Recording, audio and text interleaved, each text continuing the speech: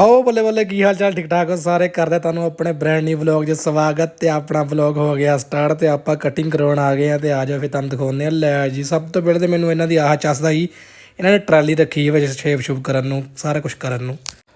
ਤੇ ਲਓ ਵੀ ਤੁਸੀਂ ਸੋਚਦੇ ਹੋਣੇ ਆ ਭਾਈ ਵਲੌਗ 'ਚ ਆਉਂਦੇ ਨਹੀਂ, ਇਹ ਆਪਣੇ ਪੈਸੇ ਬਗਾ ਲੈਣ ਨੂੰ ਖੜਾ, ਦੇਖੀ ਹੁਣੇ ਪੈਸੇ ਬਣਾਉਣਾ। ਲਓ ਜੀ ਉਹ ਪੁੱਤ ਨੇ ਫੜਾ ਦੇ ਪੈਸੇ। ਲਓ ਜੀ ਆ ਆਪਣੀ ਕਟਿੰਗ ਸ਼ਟਿੰਗ ਕਰਦਾ, ਇਹਨੇ ਸਲੂਨ ਨਵਾਂ ਬਣਾਇਆ। ਇਹਨੂੰ ਮੈਂ ਦੱਸ ਰਿਹਾ ਸੀ ਯਾਰ ਮੇਰੇ ਵਾਲ ਬਹੁਤ ਜ਼ਿਆਦਾ ਖਰਾਬ ਹੋਏ ਆ, ਇਹਦਾ ਹੱਲ ਕੀ ਹੋਣਾ ਚਾਹੀਦਾ। ਤੇ ਆਪਣੀ ਸ਼ਕਲ ਦੇਖ ਲਓ, ਇਹਨੂੰ ਹੁਣ ਇਹਨੇ ਪੂਰਾ ਚੱਸਦਾ ਕਰਨਾ ਵਾ ਤੁਹਾਡੇ ਸਾਹਮਣੇ। ਤੇ ਲੋ ਜੀ ਨੂੰ ਮੈਂ ਦੱਸਿਆ, ਮੈਂ ਕਿਹਾ ਵਾਲ ਇੰਨੇ ਖਰਾਬ ਹੈ, ਕਿੰਨੇ ਕਿੰਨੇ ਲੱਥਣੇ ਚਾਹੀਦੇ। ਕਹਿੰਦਾ ਭਾਈ ਵਾਲ ਤੇ ਬਹੁਤ ਰਫ ਹੋਏ ਆ, ਇਹਨੂੰ ਕੈਰੇਟਿਨ ਕਰਨੇ ਪੈਣੀ। ਮੈਂ ਕਿਹਾ ਮੈਨੂੰ ਨਹੀਂ ਪਤਾ ਕੈਰੇਟਿਨ ਕਰ ਜੈਰੇਟਿਨ ਕਰ, ਸਾਨੂੰ ਇਸ ਗੱਲ ਦਾ ਨਹੀਂ ਪਤਾ। ਸਾਡੇ ਵਾਲ ਕੱਟ ਕੇ ਸਾਨੂੰ ਪੂਰਾ ਰਿਤਿਕ ਰੋਸ਼ਨ ਬਣਾ ਦੇ। ਲਓ ਜੀ ਚਾਦਰ ਆਪਣੇ ਤੇ ਪੈ ਗਈ ਹੈ, ਇਹ ਉਹ ਚਾਦਰ ਆ ਜਿਹੜੀ ਦਰਬਾਰ ਤੇ ਪੈਂਦੀ, ਪਰ ਅੱਜ ਸਾਡੇ ਤੇ ਪੈ ਗਈ। ਚਲੋ ਕੋਈ ਗੱਲ ਨਹੀਂ। ਤੇ ਆਇਓ ਤੁਹਾਨੂੰ ਦਿਖਾਉਂਦੇ ਹਾਂ ਕਿ ਲੋ ਜੀ ਕਟਿੰਗ ਸਾਡੀ ਸ਼ੁਰੂ ਹੋ ਗਈ। ਹੁਣ ਕਟਿੰਗ ਦਾ ਟਾਈਮ ਲੱਗਣਾ ਜਿਹੜਾ ਉਹ ਤੁਸੀਂ ਵੇਖ ਲੈਣਾ ਵਾ, ਠੀਕ ਹੈ। ਤੇ ਜਿਹੜਾ ਮੇਰਾ ਵਲੋਗਰ ਆ ਉਹ ਅੱਜ ਜਿਹੜਾ ਨਾ ਸੁਸਤ ਵਾ, ਉਹ ਕਹਿੰਦਾ ਭਾਜੀ ਮੇਰੇ ਕੋਲ ਨਹੀਂ ਬਣਾ ਹੋ ਰਿਹਾ, ਤੁਸੀਂ ਆਪ ਬਣਾਓ।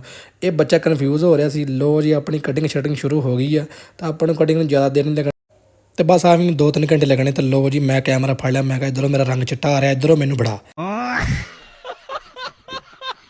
ਲੋ ਜੀ ਕਟਿੰਗ ਕਰਾਉਂਦੇ ਨਾਲ ਹੀ ਮੈਨੂੰ ਇਹ ਚੇਤਾ ਆ ਰਿਹਾ ਸੀ ਵੀ ਕਟਿੰਗ ਮੇਰੇ ਤੋਂ ਸੂਟ ਕਰੂਗੀ ਕਿ ਨਹੀਂ ਕਰੂਗੀ, ਕਿਉਂਕਿ ਮੈਂ ਜਿੱਦਾਂ ਉਹਨੂੰ ਕਟਿੰਗ ਕਿਹਾ ਉਹਨਾਂ ਨੇ ਕਿਹਾ ਸੀ ਉੱਦਾਂ ਦੀ ਹੋਊਗੀ। ਪਰ ਦੇਖੋ ਤੁਸੀਂ ਯਾਰ ਜਿਹੜੇ ਪਿੱਛੇ ਮੁੰਡੇ ਦੇ ਵਾਲ ਆ ਰਹੇ ਉਹ ਬੜੇ ਕਾਤਲ ਆ ਰਹੇ, ਉਹ ਤੁਹਾਨੂੰ ਦੱਸਣ ਮਸਟਰਡ ਕਲਰ ਦਾ।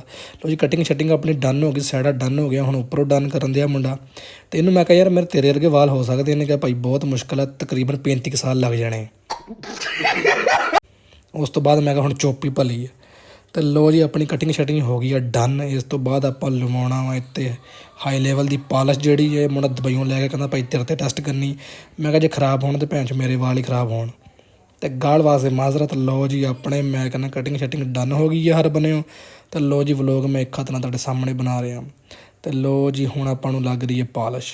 ਇਹ ਉਹ ਪਾਲਿਸ਼ ਆ ਜਿਹੜੀ ਲੋਕ ਅਕਸਰ ਇੱਕ ਦੂਸਰੇ ਨੂੰ ਲਾਉਂਦੇ ਆ। ਨਹੀਂ ਉਹ ਨਹੀਂ, ਇਹ ਵਾਲਾਂ ਵਾਲੀ ਆ ਕਾਕਾ। ਚਲੋ ਜੀ ਇਹਨੂੰ ਫੋਨ ਆ ਗਿਆ ਵਿੱਚ। ਲੋ ਜੀ ਇੱਕ ਤਾਂ ਮੈਂ ਕਹਿੰਦਾ ਬਿਜ਼ਨਸ ਜਿਹੜੇ ਆ ਨਾ ਪਾਕਿਸਤਾਨ 'ਚ ਕਿਉਂ ਨਹੀਂ ਵੱਧ ਰਹੇ, ਇੱਕ ਕੰਮ ਮੁਕੰਮਲ ਕਰਦੇ ਨੇ ਦੂਸਰਾ ਕੰਮ ਪਹਿਲੇ ਚੜਿਆ ਹੁੰਦਾ। ਤੇ ਲੋ ਜੀ ਫੋਨ ਸੌਂਦੇ ਮੈਂ ਕਹਿੰਦਾ ਵਲੋਗ ਦੀ ਕਲਿੱਪ ਲੈ ਲਈਏ। ਤੇ ਲੋ ਜੀ ਪਾਲਿਸ਼ ਆਪਣੇ ਹਰ ਬੰਦੇ ਲੱਗ ਗਈ। ਇਹਨੂੰ ਮੈਂ ਕਿਹਾ ਖੱਤ ਖੁੱਤ ਦਾ ਸਿੱਧਾ ਕਰਦੇ ਉਨੀ ਦੇਰ ਤੋਂ। ਤੇ ਲੋ ਜੀ ਜਦੋਂ ਡਨ ਹੋ ਗਈ ਫਿਰ ਤੁਹਾਨੂੰ ਫਾਈਨਲ ਲੁੱਕ ਦਿਖਾਉਂਦੇ ਆ। ਬਾਕੀ ਹੋਰ ਗੱਲਾਂ ਯਾਰ ਪੂਰੀ ਚੱਸ ਆ ਰਹੀ। ਤੇ ਲੋ ਜੀ ਆਹ ਮੁੰਡੇ ਨੇ ਆਪਾਂ ਨੂੰ ਵਾਸ਼ ਕੀਤਾ, ਜਿੱਦਾਂ ਮੈਂ ਕਹਿੰਦਾ ਛੋਟੇ ਹੁੰਦੇ ਆਪਾਂ ਨੂੰ ਮਾਈਆਂ ਨਹੀਂ ਸੀ ਵਾਸ਼ ਕਰਦੇ ਹੁੰਦੇ। ਜੀ ਉਹ ਕਾਕਾ ਚਾਚਾ ਚੱਸ ਆ ਗਈ ਯਾਰ ਅੱਜ ਤੋਂ। ਇਹਨੇ ਪੂਰੀ ਆਪਣੀ ਸਰਵਿਸ ਕੀਤੀ। ਮੈਂ ਕਹਿੰਦਾ ਯਾਰ ਐ ਡਰੈ ਸ਼ਰੇਅਰ ਮਾਰ ਕੇ ਪੂਰੀ ਚੱਸ ਇਹਨੇ ਬਣਾਈ, ਪੂਰੀ ਮਸਾਜ ਮੁੰਡੇ ਨੇ ਕੀਤੀ, ਪ੍ਰਵੱਟੇ ਤੱਕ ਮੇਰੇ ਖਿੱਚੇ ਇਹਨੇ ਕਰ ਦੇਣਾ ਸੀ ਲੰਮੇ। ਉਸ ਤੋਂ ਬਾਅਦ ਤੁਹਾਨੂੰ ਕੀ ਦਿਖਾਉਣਾ, ਬਸ ਤੁਹਾਨੂੰ ਇਹ ਦਿਖਾਉਣਾ ਜਿਹੜਾ ਮੈਨੂੰ ਨਾ ਹੀ ਪੁੱਛਣ ਦਿਆ ਸੀ ਉਹ ਵਾਇਸ ਜੀ। ਬਸ ਸੇਰੀ ਟੋਰੀ ਬਣਿਆ।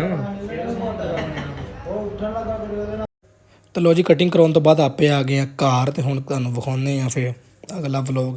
ਤੇ ਵਲੋਗ ਪਸੰਦ ਆਇਆ ਹੋਵੇ ਤਾਂ ਚੈਨਲ ਕਰ ਲਿਓ ਸਬਸਕ੍ਰਾਈਬ। ਤੇ ਮਿਲਦੇ ਤੁਹਾਨੂੰ ਅਗਲੇ ਵਲੋਗ 'ਚ। ਸਤਿ ਸ੍ਰੀ ਅਕਾਲ, ਟਾਟਾ, ਬਾਏ ਬਾਏ।